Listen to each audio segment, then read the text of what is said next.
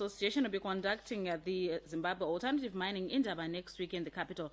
We are joined in the studio by Veronica from the Zimbabwe Environmental Law Association. She's a legal officer there, and she'll be telling us more about that mining Indaba. Very good morning and welcome to Weekend Morning. Thank you so much, and thanks for having me. All right. Now, as an environmental organization, what is your interest in mining?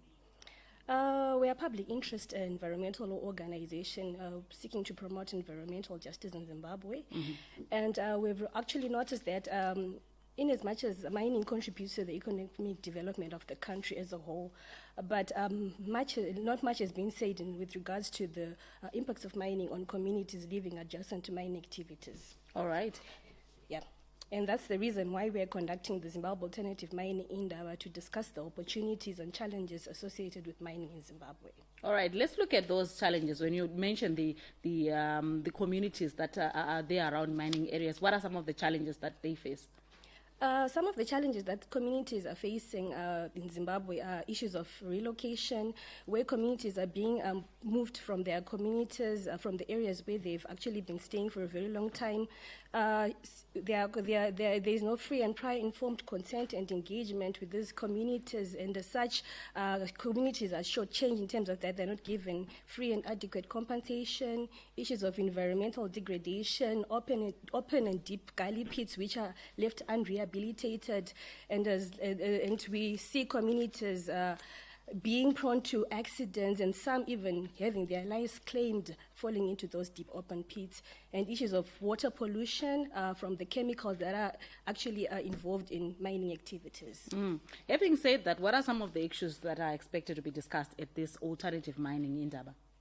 Some of the issues that we are going to be discussing at the Zimbabwe Alternative Mining Indaba include the importance of unlocking economic development from mining resources, taking into consideration that these are non-renewable resources, and we really need to unlock real and tangible value from our minerals.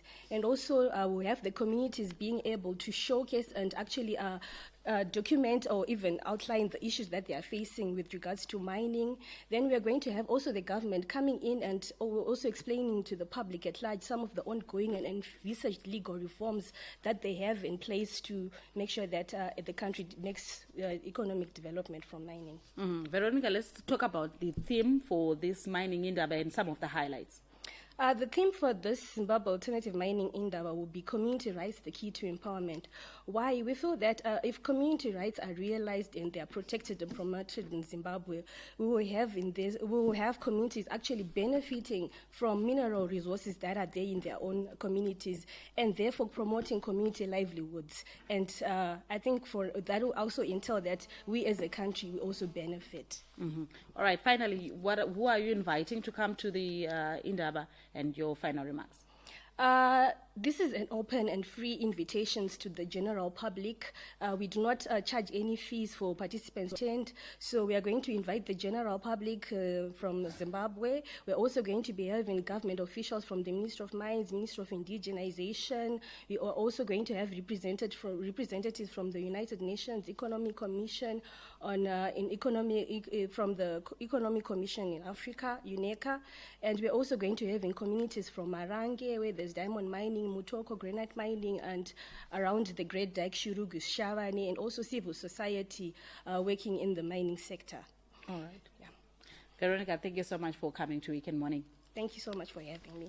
Veronica ZAMI is a legal officer with the Environmental Law Association, and she's been telling us more about the Zimbabwe Alternative Mining Indaba that will be there in the country next week.